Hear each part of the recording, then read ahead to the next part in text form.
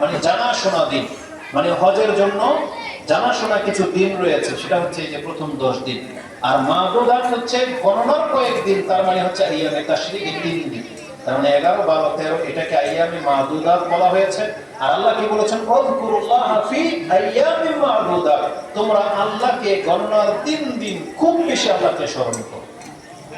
এই জন্য আপনি দেখবেন মিনাতে কিন্তু এখন নিস্তব্ধ, একবারে স্তব্ধ হয়ে আছে।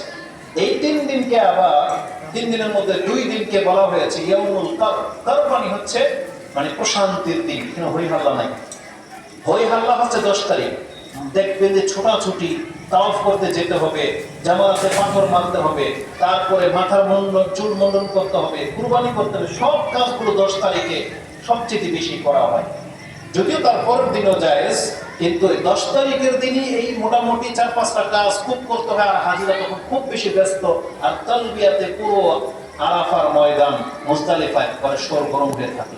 কিন্তু যেমনি 10 তারিখ শেষ, মাথার চুল মুন্ডন করে নিয়েছেন, পশু জমা হয়ে গেছে, তাওয়াফে ইফাদা বা তাওয়াফে যেটা ফরজ হজের তাওয়াফ সেটা করে নিয়েছেন, এখন আপনার রিল্যাক্স। এখন 3 দিন আপনি অথবা 2 দিন মিনাতে অবস্থান করবে, তারা কোনো শোরগোল নাই, দেখবেন স্তব্ধ হয়ে আছে পুরো মাঠ, শুধুমাত্র গুনগুন করে আপনি শব্দ পাবেন যে লা ইলাহা ইল্লাল্লাহ।